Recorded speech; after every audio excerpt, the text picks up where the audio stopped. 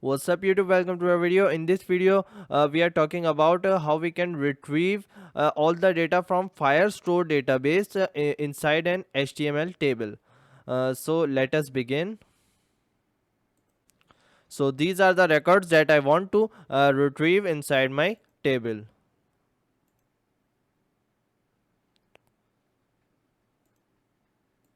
First I need to create a table. So a table and T head and T body. So here all the headings will come, TH, serial number, and we will keep our T body empty with just an ID. So we will fill it dynamically. After this we declare our libraries for the Firebase. So you will found all of these in the description. And then we need the configuration. So you can find the configuration by going to the project settings, and here you have to create an app if you haven't already created. Then in the config, just copy all of this and paste it there. So we can call this script as main script. We have to write firebase dot initialize app and give the firebase config here. Then let db equals to firebase dot firestore, and these should be exactly the same. So the spelling here, the a here is capital and the spelling here should exactly be the same. Now we will create a function to get all data. So function, now I will use this db variable. So db, which has all the function that I need to get my data. So db dot collection, here I will mention students because all of my documents are inside the folder students dot get dot then, and inside this then I will create an arrow function with a parameter query snapshot,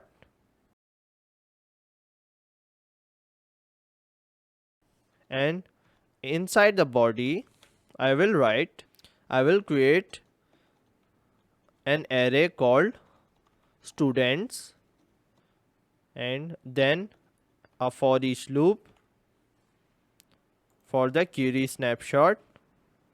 This query snapshot will contain all of the documents containing the student's information. So inside the for each loop I will name this variable as doc. So this will contain all the documents, and then we are trying to fetch the documents data one by one. So I will be storing the data inside my students array. So students dot push, and here I will say doc dot data. So this will only get the data that we need. So query snapshot has all the documents inside the students folder, but it also contains some unnecessary data. That's why we are fetching the data and only getting the data that we need.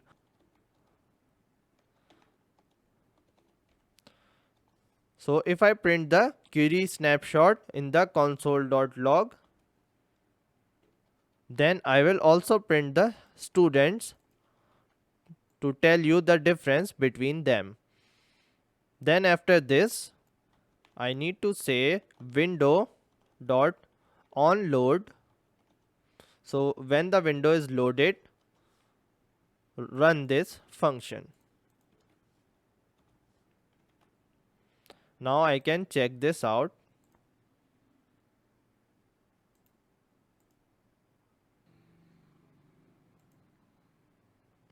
So you can see that this first one is the query snapshot, which contains all of the data, all bunch of data, but our students array only contains the data which we need. So now we don't need these at all. I will create another function which will get our data real time. So get data real time. It means that it will catch the live update. If the records inside our database changes, then it will auto update. So we just have to change a little bit of the code and say on snapshot. So this is it. All the code remains the same. Now we just have to create a function which will add this data to the HTML table. Now for this part I need to create some variables. So var std number, which will be equals to 0, and tbody equals to, then after this I will create a function which will add item to the table, and this will actually take some arguments. So name, roll number, section and gender, and then we will create a new row.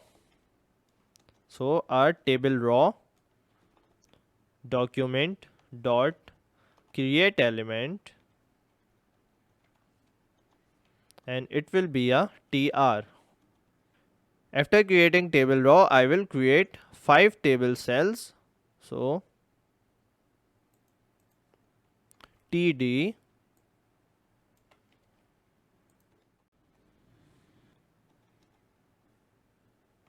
now inside the first cell I will put the student number, so the serial number. Then all of these cells will go inside the table row. So append child td1, so the first information of the row. So we created a row, added serial number, name, roll number, section and gender of a single student.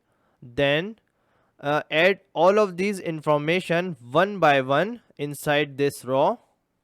Then we added this row into the table body. So this function will add one student to the table.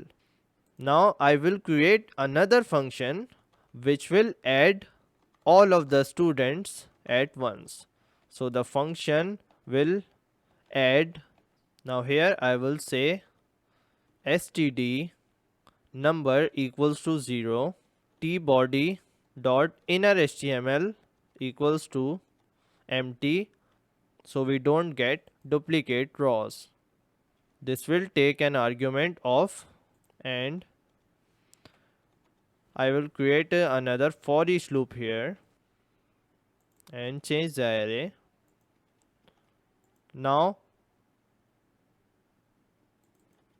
inside this for each loop I will add each student one by one.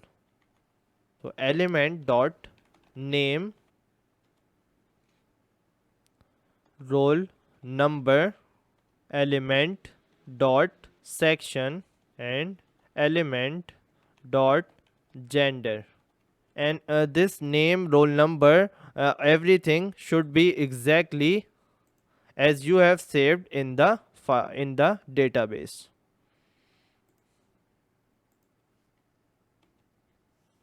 So now we can add all the items just by giving the students array. So here, after getting all of the records, add all items to the table, and I will pass the students array. Same over here. Now let's test the get all data once. It is already set in the window.onLoad event.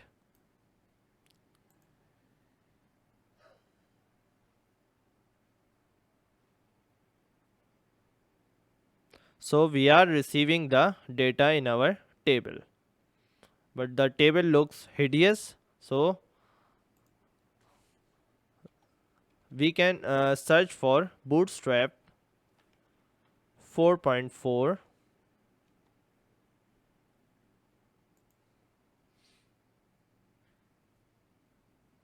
Copy this link and paste it in the head.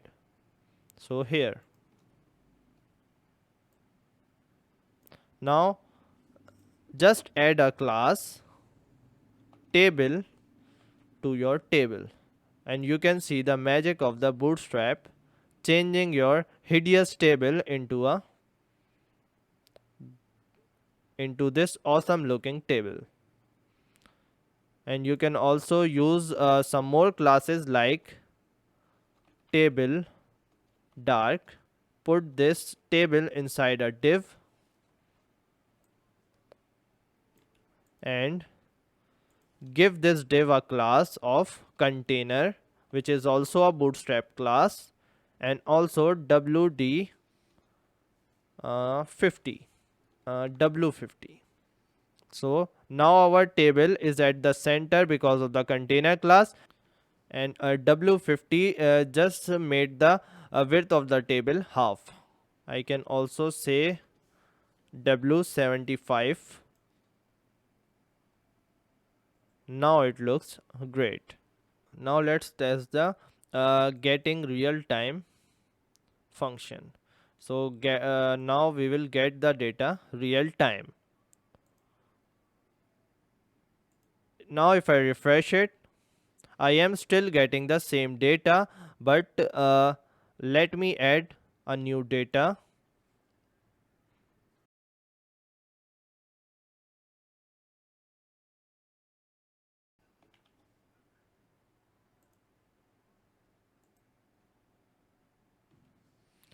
So now you can see that the data gets auto added to our table. We don't need to refresh it at all.